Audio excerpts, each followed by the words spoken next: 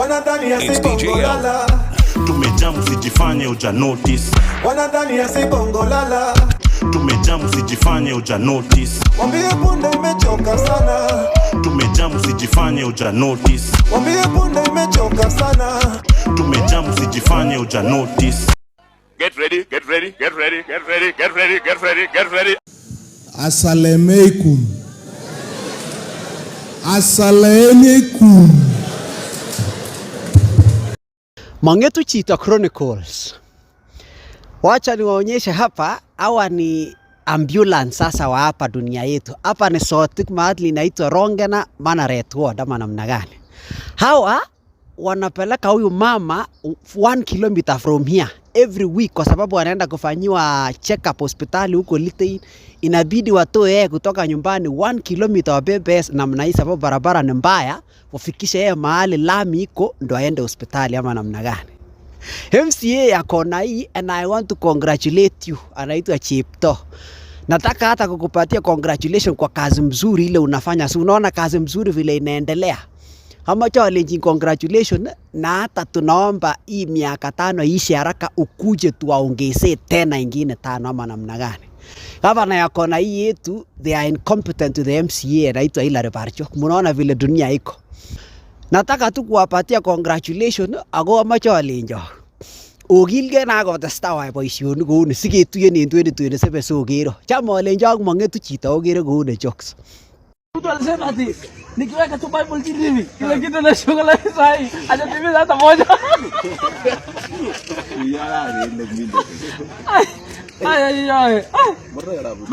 Wananchi tuko kivyetu because Hama Sanse wenye wanafaa kutu protect wamekuwa kitumada. Now what if we decide not to pay tax? Tuone venye mtarisha hao mabibi zenyu na hao watoto wenu. Such ultrases coming from a magistrate. Oh, it's worrying. We seriously need to have a talk about the future of this country as soon as sahi, because ya tunaelekea hapana. And you keep pushing us. Keep pushing us. Tukiamua kuretaliate hamtapenda. Boniface Mwangi, today you are arraigned at the Kibera Law Courts, but the principal magistrate of Kibera High Court decided to tell you a few words, some of which I didn't like. One of them being that you should tuliza boli. You should only fight for the people who love you, that is your family, and you should not fight for all Kenyans, because Kenyans don't care about you. This is what he said. Tuliza Paul, why do you want these guys to kill you? You know these guys, we train them to kill people, not animals. I don't know why you guys don't know. These guys are trained to kill what? Thugs. By the time you confirm and convince them that you are not a thug, you are dead. Unfortunately, yes. So please, Mwangi, Tuliza Paul, you have right, you have your people who loves you more than we do. You can die for us, but it will not be enough. I will go home and even not think that you died.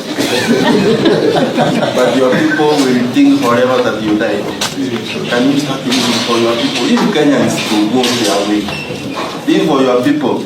Oh, you don't have a wife and children? Actually, my wife and my son are here. Yes, you should be having even your parents. Think for your people, forget about Kenya. Kenya will take care of itself in God. So the principal magistrate told Boniface Mwangi that the police are trained to kill people, which I actually disagree with. The police are trained to serve and to protect. And if whatever they write on their emblem is wrong, they should remove it and say, we train to kill people. And it actually comes from a court. A principal magistrate is telling Boniface Mwangi that the police are trained to kill people. And by the time you try to defend yourself, you're already dead. And we will forget you and we will move on.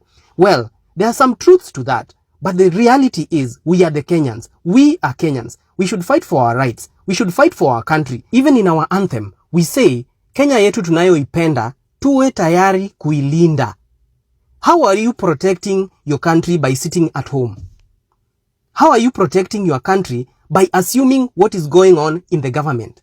How do you protect your country by keeping quiet while your brothers and sisters are being killed on the street? How do you keep quiet while your president is out there lying to people that there is no abduction? and even the Cabinet Secretary Interior comes to our TV and also lies to us. There will be no government policy that is going to use extrajudicial processes and terminating people's lives for purpose of political reasons or whatever reason. How do we keep quiet while the people who we have elected to take care of our country are clearly not protecting the country that we live in? Tuwe tayari kuilinda Kenya yetu tunayoipenda. How do we defend it and we don't rise up to defend our own country? That's the question I have. The principal magistrate of Kibera High Court, you have let us down.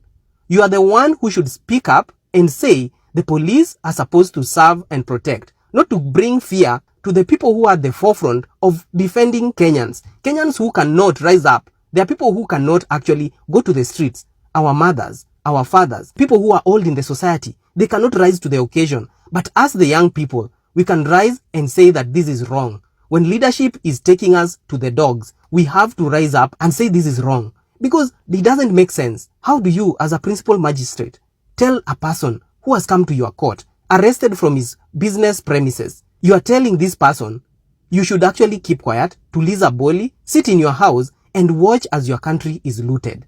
That is exactly what you're saying. Tuliza boli, you have right, you have your people who loves you more than we do. You're actually putting fear to Boniface Mwangi and any person who's fighting for the rights of the people.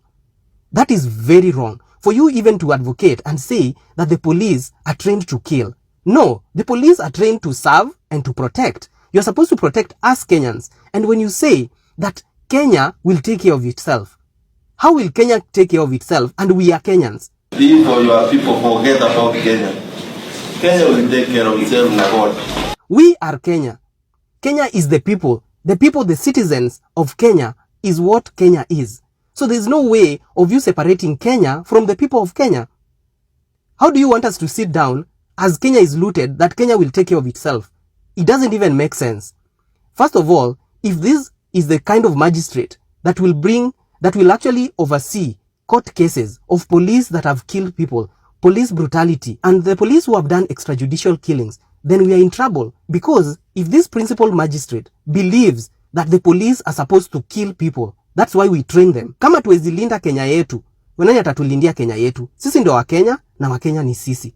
So if you stand there and listen to this magistrate who's clearly not understanding what is going on, who is clearly creating fear in the society, saying that you should stay at home, tulia nyumbani, as Kenya will take care of itself, you are very wrong.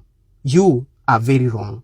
And I can tell you for sure that Fred Matiang'i does not carry the change that Kenyans want to have. He also has very many skeletons in his closet. If you claim to come and bring a fresh breath to the leadership of the country that is reeling with the problem of enforced disappearances and extrajudicial killings, then you must have clean hands to do with the same. And I think Matiang'i, despite the euphoria we saw in Kisii, he has a lot of explaining to do. Kenyans are thinking about who is the best replacement to William Ruto, because we have made it very clear to every Kenyan that Ruto must go. He's saying that the people who want to send him home have no agenda, that the agenda is just William Ruto must go. The William Ruto must go is not an agenda. It's a campaign. It's a rallying call to answer the question of who must come. The agenda are there. Actually, we don't need to look very far. We just look at how he's managing things. So many people are against this one person who is Ruto. They cannot decide on who's going to be the flag bearer and the deputy president. He has a leeway of getting out of this. All the people want is someone else. And we'll get that someone else. Whoever it will be, it's still work in progress. Because we are determined to vote like we will never vote again. And it is going to be a protest vote. Two reasons for supporting this government is, one, either you are ignorant or you are eating. So if you are not ignorant and you are not eating, so you are worse. What Wakili is saying, that is the way. You agree to eat. I agree. You've taken your time to... Yes, I've read it. Actually, we have done this mathematics here. You're convinced? Yeah. Yes, because in is a specific period of time. Okay. In. So in the 5th year, it says here, section 136(2)(a), being the second Tuesday in August in every 5th year. In every fifth. It's not at the end of The you fifth finish year. 5 years Okay. and then you now do an election. okay. It says in the Within. second Tuesday. So the 5th year is between, we were doing our calculations here, 9th of August 2026 to 8th of August 2026. And you That want to is say the that fifth the year. last day of the 5th year cannot be in? No, that- but it's specific. The first, second Tuesday. Second Tuesday. Second of Tuesday August. in August. All right. So So this one falls on 2026. That's Yes. correct. Just- you see, because the 5th year runs, it's not the January, it's not a calendar year, January to December.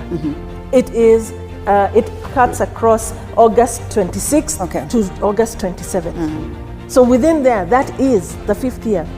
So within, and if we understand the meaning of the term in, it is in that time of between that August to the other August of 2027 is when the election must take place. We're not coming to the streets because there's anyone who wants your job really. We're coming to the streets because it's scary that you are in office. It is. You told Uhuru, usiue watoto wangu. And then you've sent your cops to watoto wa wengine. Yeah. The God you serve will visit you. That's true. Very well. You told people, hii government ni ya mwananchi. Mwananchi has the chance to fire and to hire. And then here you are, killing mwananchi, threatening mwananchi, abducting children. You know, you're fighting with kids. Presidents have fought big things by the But you're fighting with You're children. fighting with the children of the nation. Yeah. These things should call you to reflect and talk to your advisors like a man. you see Say it with your chest. Guys, can we find a solution? Someone is saying that Raila should not be touched. This is the first person that should go home. Raila worked with Moi, he worked with Kibaki, he worked with Uhuru Muigai Kenyatta. As per now, he's the pocket of William Samoei Ruto. He's the same person who suspended Ruto in 2008 when Ruto was in the Ministry of Agriculture and he sold 7 billion. Raila suspended him. He didn't return those money. As per now, they're working together. Kenya cannot even be redeemed by Raila Amolo Odinga. Kenya cannot be redeemed by William Samoei Ruto because he has messed. Kenya cannot be redeemed with the Rigathi Gachagua and the likes. We as Genesis, we have 16 million votes and we are not afraid. I want to tell you for free, we are coming one-on-one to meet these people. Bro, coming 2027, this guy used churches in 2022. He gave pastors something small. He gave them some sweets. Pastors gave in and campaigned for him in churches. He came to Mama Mboga. He knew Mama Mboga is having votes because he's having customers. Can lure for them some small fish, some omena. By 2027, Gen Z have a candidate which is going to meet William Samoei Ruto. But these cocoons, they are gathering together. Nothing. As we believe that those who aspire for leadership should be discussing how to liberate this country economically. Okay. How do you change the lives of our people? Because of what need is it if I'm going to discuss with someone about forming a coalition? And yet, they were part of the odious debt that is strangling this nation. Will they agree to us declaring this debt odious and saying we are not going to pay any debt that was taken illegally, that didn't fund any single project in Kenya? Will they agree to such a conversation? They will not. So let them do their thing. We will market ourselves to the people of Kenya. Our house is self-contained. We have our president candidate, Jimmy Wanjigi, and I'm here, running mate, Willis Otieno. So what are we negotiating with them? So for you, you don't even have to think about who is the flag bearer, who is the... Our house running mate. is Your house is self-contained. settled. It's settled, it's self-contained. We are talking to the people, and we are doing enough that the people will see in the fullness of time. We don't have to react to what other people are doing. Let them also do their game. We are also doing our own game. Safina Party is purely about economic liberation of the nation. Let every campaign define what they represent. Because as we believe, the space that we occupy, it's about the economic emancipation of our people. It's not about positions for individuals. You saw ODM as some of them shouting loud that now they want to be given positions in the administration. That is their right. They can go and get those positions. Because then they believe that leadership is about positions for individuals. We are not in that space. And we cannot caucus with anybody who is discussing leadership of this nation on the basis of positions to individuals. We have a running president and his running mate. We have an agenda. Our agenda is about economic liberation of the people of Kenya. And we invite Kenyans to get into this economic discussion space. Because of what value is it that if Mbadi is on the table, all lawyers are full. If Oparanya is on the table, all lawyers are full. That's the politics that they know. That William Ruto eats for all Kalenjins. That is what the traditional politicians know. As we are not in that space, as we believe everybody should be rich, the government should come up with policies that enables the individual, wherever he is, to be able to get economic emancipation. But when Mbadi is sitting there and they are taking illegal loans in the name of the people of Kenya, how does that enrich the poor Luo man in Sindo Beach, in Omabe? What it means is that now Mbadi must also come up, after taking that loan, he will come up with a new finance bill that increases the taxes, charges, and levies. For that poor man in Sindo, that man who is crying about economic pain, they are going to ask him to pay more in taxes. But Mbadi said that is not the case this time. Write it down. The finance bill is coming soon. They are going to increase taxes, charges, and levies. It is coming. Write it down. That I swear. They are going to increase your taxes, charges, and levies, whether you like it or not. But he can say all he wants to say. But your taxes are going up. But your earning has not increased. Is it a must that the government has to come up with another finance bill? But they have to finance their budget. How will they finance it? Already they have told you that their budget for this coming financial year is going to be 4.7 trillion. Yeah.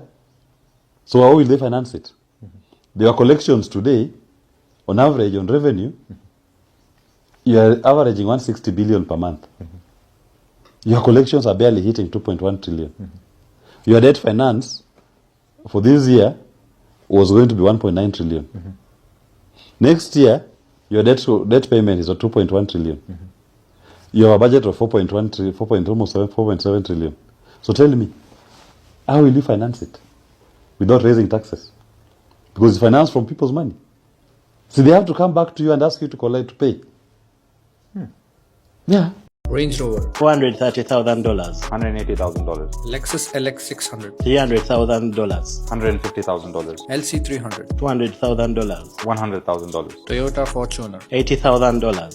$35,000. Prado 250, $130,000. $65,000. I am the president of Kenya, but the president doesn't hold up. Finish him.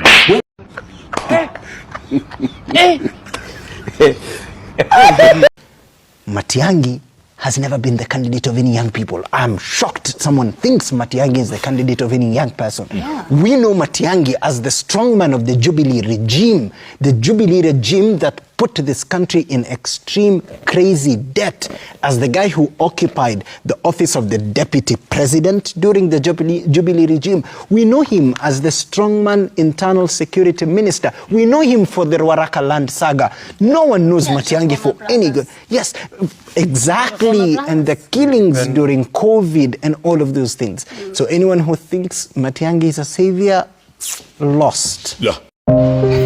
Kenyans, hawa ndio wakombozi. Same old monkeys, baboons, gorillas, different forests. Mama yangu, game over.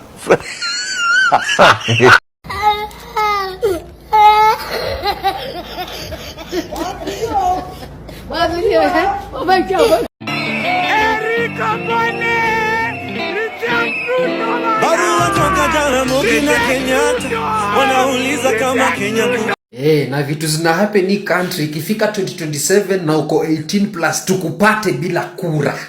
Ai! Utatuambia unaishi wapi? Utatuambia unataka nani apeleke Ruto nyumbani? So guys, kitu must go hajui, sasa tumechangamka. Tunangoja finance bill. Tutokea 1 year anniversary. 1 year. Anza kutafuta bendera na firimbi kwenye ulieka. Tafungua store. Because, get ready. Tumechangamka. Tushapiga pre-game. Kiongozi wa Kenya kwanza ni nani? Ni Ruto. Kwa hivyo shetani katika hii Kenya ni nani? Ni Ruto. Na ueleze mpaka jirani yako, ueleze mtoto wako, Wewe mtuko wako aelewe kwamba shetani wa Kenya ni nani? Ni Ruto. Kwa hivyo kila siku asubuhi ukiamka unasema ashindwe. Huyu Ruto mumwambie tumechoka naye. Kama inatakana tubadilishe katiba ni kupunguza miaka ya Ruto, sio kuongeza atifike 7. We cannot wait to get an opportunity kutuma huu mtu nyumbani kwa sababu kazi imemshinda. Ruto tunataka kwanza kupunguza tamu yake. Kama ingewezekana hii mwaka ingeisha kama huyu mtu amekaa kwa hiyo kiti. Aende nyumbani, kazi imemshinda. You like me, why them a fight me? You like me, chewing a bomb, bite it. TJ, bomb them, never stop. We don't trust them, even if we bust them. We don't trust them, stay fine, not touch them. We don't trust them, hope your man a sub them. Informer me say you must them.